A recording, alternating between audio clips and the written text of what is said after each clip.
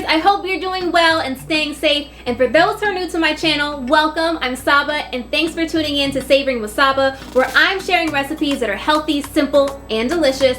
And this recipe is no exception. I'm going to be teaching you how to get ready for fall with these pumpkin chaffles. So let's jump right in. I love chaffles because they are so easy to make. They're super filling and satisfying, and any excuse to use my waffle maker, I'm here for it. And I have my waffle maker turned on, so make sure you preheat your waffle maker first.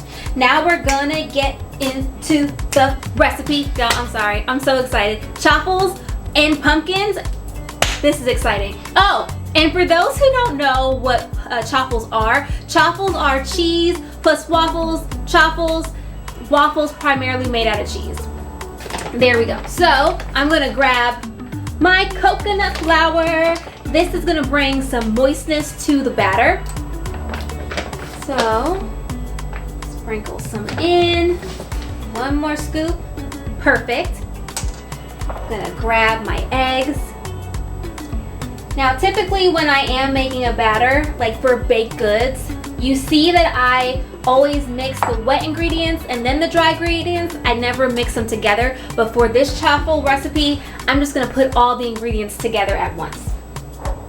Now I'm gonna grab my pumpkin puree, and this is what it looks like.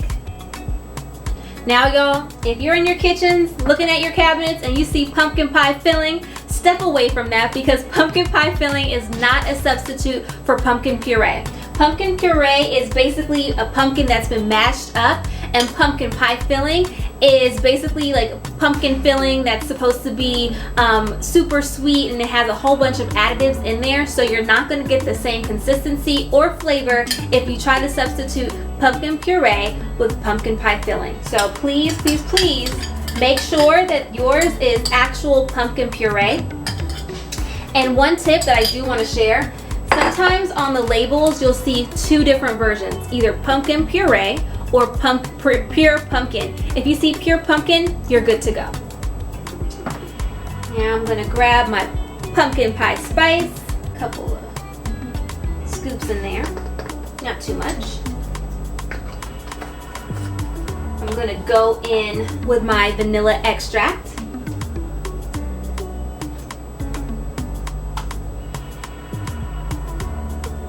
Perfect. And now I'm gonna whisk all of these ingredients together. Wanna make sure all the ingredients are well combined. Ooh, this looks perfect. So this is what mine looks like. Let me see if you can see without spilling it over. There we go. So it's nice and good. And then finally, last but not least, the second star of this recipe, obviously the cheese. Now mine is the creamy melt mozzarella. You don't need that. If you could just get regular mozzarella, you'll be in good shape. So I'm just gonna dump all this cheesy goodness in there. And yes, I know, it's a lot of cheese, but we like it ooey gooey over here, okay? Sorry, I can be so corny sometimes, and I admit that, and I'm okay with that.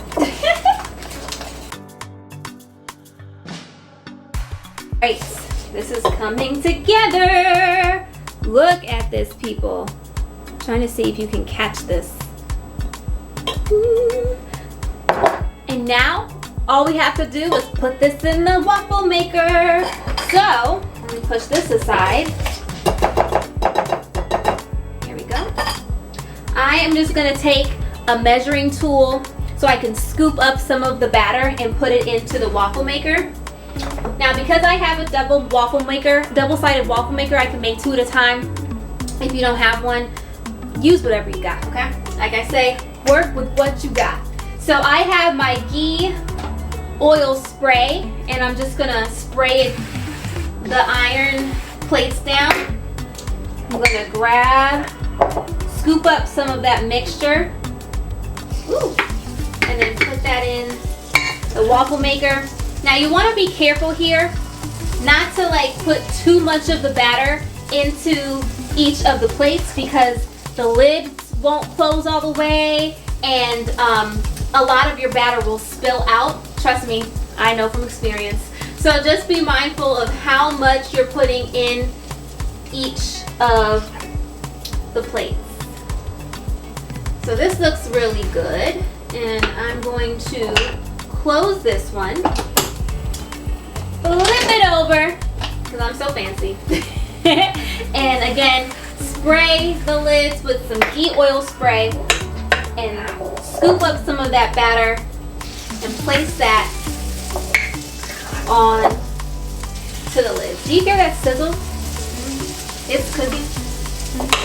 Y'all, number one, I'm hungry, and two, I'm actually really looking forward to this.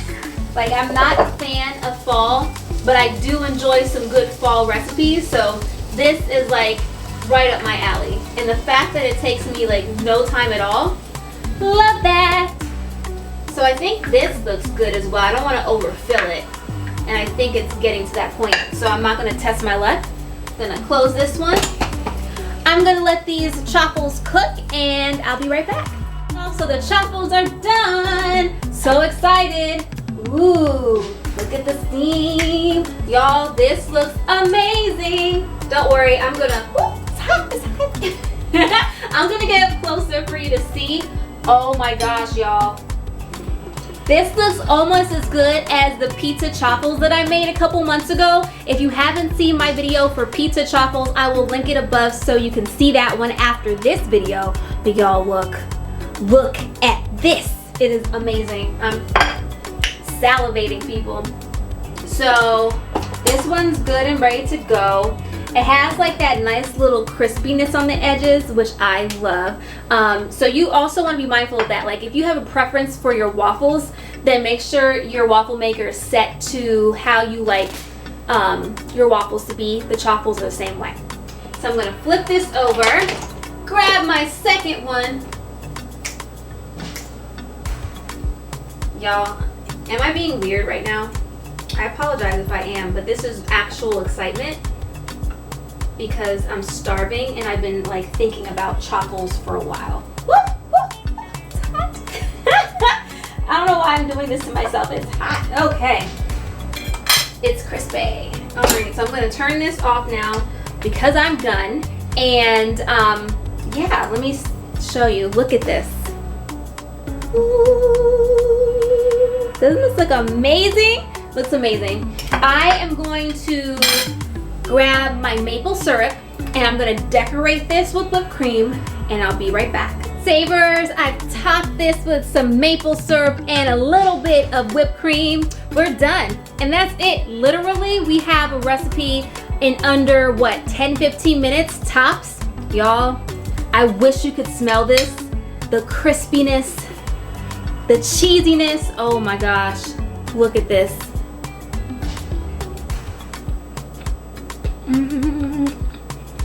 It has a really nice crunch. I'm sorry for talking about my mouth open.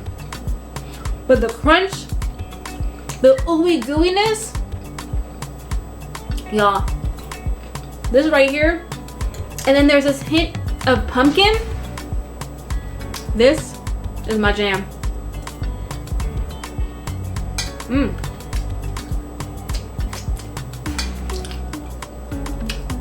This is a must try. Okay, y'all. Before I go in and eat and get all messy in front of y'all, thanks so much for watching. As always, go to my website, savoringwithsaba.com, to get the full ingredients and step-by-step instructions. And y'all, that's it. Don't forget to like, comment, and subscribe. As always, stay safe and happy savoring. Bye, guys.